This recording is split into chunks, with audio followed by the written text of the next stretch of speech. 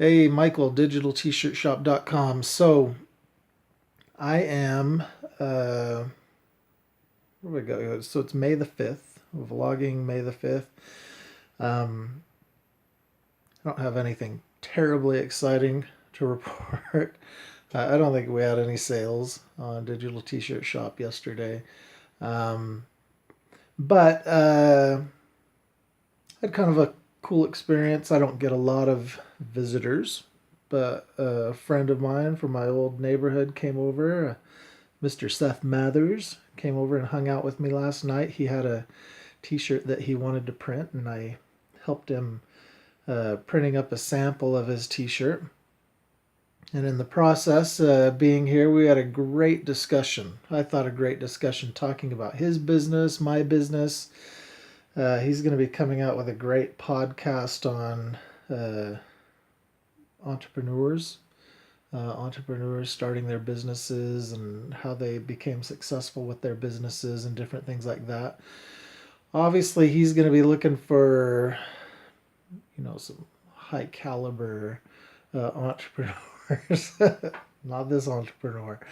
Uh, but it should be actually very good. He's got a. I'm gonna wait and let him come out with it. I'll talk about it when he comes out with it. But it should actually be really good that he's got a great plan and a great idea for how he's going to approach it, and probably start hearing about it here in the next couple months. Um, but we got to chat a lot about his business and my business, and I enjoy those discussions quite a bit. He had some great ideas and suggestions for mine. I don't know that I had great suggestions for his. But he had some great suggestions for mine, and it's there's a number of them, a number of the things that he talked about. I'm sure to go and look at. Um, one of the things that he talked about with me was, and I've got to go research some of this stuff because I'm not 100% sure. There are some designs that I create that are just words, just plain words, text. I've got a certain font I use, and it's blocky, and I just regurgitate a bunch of just words. So they're really not hard to do. Um, but if I was to go and actually design shirts and design content, I have thought about it before. Now, there are some sites that I know of that do these, but he had a great idea. There's a site that it's done really inexpensive, but you can go pay somebody to actually design them for you. And I may go just try it just to see what it's like. And I'm trying to. I think. I think it's called Fiber. Again, I didn't go look it up yet, but he called it Fiber. Um, Oh, he said Upwork. Elance is who I used before for other things, and I think Elance did change their name to Upwork, if I remember right. Now that I'm thinking, I didn't put it together last night, but now I think about it, I think that's right. I did, like I said, I've used Elance before. If I now I'm remembering, yes, they did change their name to Upwork, but go to Upwork and then you can find some people in other countries that'll design some nice content that I can print, and really don't have to pay them a lot of money to do it. Um, so that's something I may actually just try here and see how it works. See if I get some great designs that I'm able to turn around and print. And then the next thing that we talked about, as I have a momentary lapse of reason, I used to say brain fart. One of my works, the girls that I worked with were like, that's really not the best thing to say, a brain fart. Around them, they didn't like it, so I've gotten kind of in the habit of, when I have those periods that I forget exactly what I'm going to say, a momentary lapse of reason, and that's I think fits well with my love of Pink Floyd, together with my inability to think of what I was just thinking about. I'm trying to think of what was there was one other thing we talked about. Oh yeah, Facebook, Facebook ads. we talked about as well. Now, I've done a lot of Facebook ads in the past, and oh geez, for the life of me, I probably stopped doing Facebook ads, I don't know, a year ago or so ago, um, a while ago, because I was kind of doing a token amount, but God, you could just never tell whether you were actually getting the conversions that you wanted on it, whether the people who were finding me on Facebook were actually, I knew they were finding the site because I was getting a lot of hits on Facebook, but I just could not tell whether I was increasing my sales from it. But as we talked about it last night, and then I went and I kind of looked at the back end of Facebook, they've got a whole new look and feel to it that you can do, testing. What do they call it? You can test two different options, ad options, different things like that to determine what's the best ad.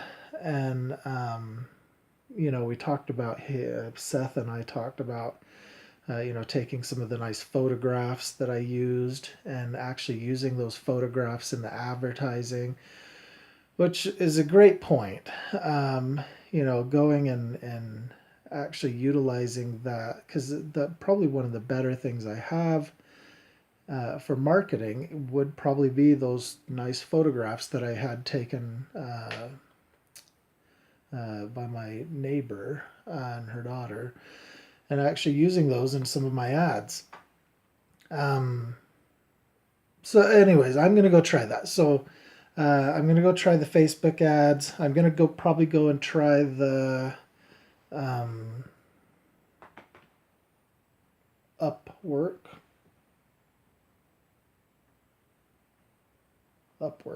Yeah, that's what it's called. And see if both of those will work, and see if we can maybe utilize those. We talked about a ton of other things. Seth came over. He was supposed to come over for like 15 or 20 minutes, and I was going to crank out a couple of shirts for him that for something that he was doing, and I ended up sitting there for like 3 hours talking. So I enjoyed it a lot. It was good for me, and I think Seth thinks a lot like I do. But oftentimes you get in those stagnant areas where you just feel as though you've excluded so many things on purpose. I've thought about the Facebook ads before. I've thought about outsourcing some art before. I've thought about a number of these different things before, but I made the choice to just exclude them for whatever reason, or just not try them for whatever reason. And sometimes having somebody come over and talk to you about those things and make some of those suggestions, and he reinforced some other ideas that I had recently about narrowing what I'm selling, and then we had a great discussion on price of my product. I did a post excuse me, I did a post earlier about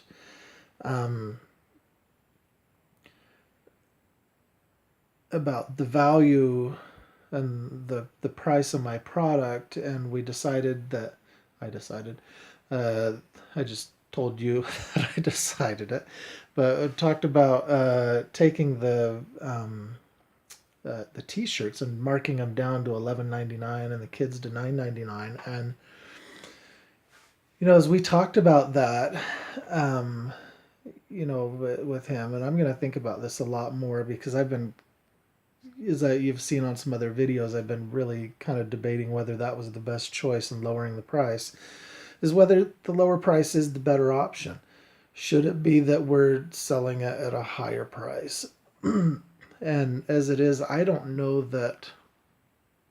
I mean, we did sell more shirts in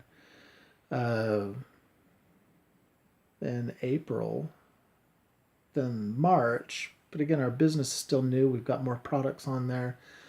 Would we have sold just as many had we had them at the $14.99, would we sell just as many if we had them at $19.99? I don't know. It may be something that I toy around with, playing with the price a little bit. It does take quite a bit of time to go change all of them to another price. But well, we'll see. But he at least got me really thinking about that product price, which I think is important. It's an important factor as to whether we're profitable or not.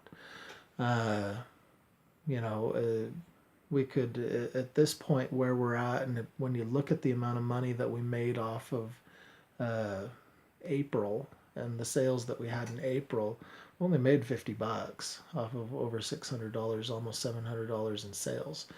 And we want to turn it into a profitable business. And I don't think the worst thing in the world is that we could do that. Now, talking about product price, I did another business with a couple of buddies where we did exercise videos for senior citizens. They were chair dancing videos. We had talent that came and to me, and then we started this business with a couple of guys I know that do music and video, and made really some great some high quality videos.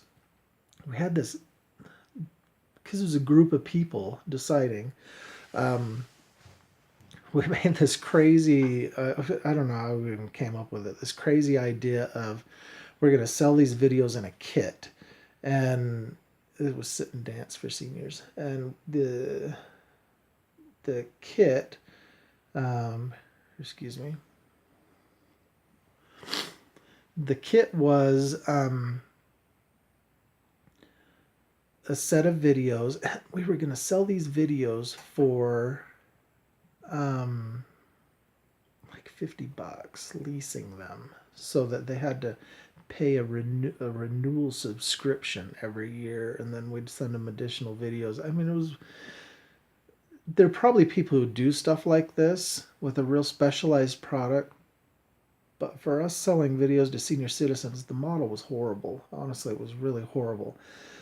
Nobody wanted to buy them, and when somebody's thinking about getting videos for grandma, they're not.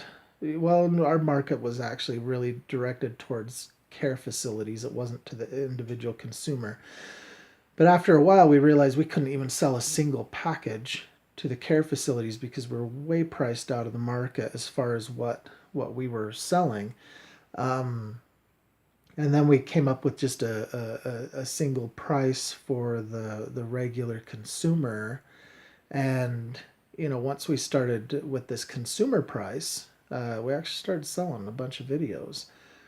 We never got to where we sold enough videos, and then we had some other problems. We had some legal issues with the name. Another sit and dance lady in Canada, and she tried to sue us over the name, and then we had some issues with the music licensing and the guy that helped us do the music paying the royalties, and it was a whole nightmare. And then we and somebody signed a contract to do an infomercial when we didn't have all the funds in place to do an infomercial, and that is where it died. It died a slow, miserable death. Fast, miserable death at that point. But anyways, changing the price. The worst thing in the world was not changing the price. I think that it could be. It's easy to say, hey, I have a price, I created a price, I've been selling it at that price, I need to keep it at that price. And that's not necessarily the case. Just because it's been given a price already doesn't mean that price can't be altered. That price can't be pushed up, it can't be pushed down to find where that price is most effective. And where it provides us with the most profit. And obviously raising the price provides us the most profit per unit, but will it provide us with the most sales as well? And that's really kind of the question. Would we get the same number of sales selling it for $20 as we would selling it for $15 as we would selling it for $10? And that's really kind of what that all boils down to. I know that when we changed the price to the $11.99, the point was to be really competitive in the market, where probably even the $14.99 is low for the market. Even some of the best sellers have low prices and high prices, but some of the most of the best sellers I think are on the lower end price. Um, but anyways, that's beside the point. I'm going to think about it a lot. I might go and review a little bit more and maybe look a little bit more outside Etsy as to what things are being priced, and then make a determination on this price thing. So, but and Seth had some great points on it. I do appreciate him coming and talking to me about it, and sharing some of his thoughts with me. I thought it was a great help. I really did. So thanks, Seth. And I'm gonna call that quits for today.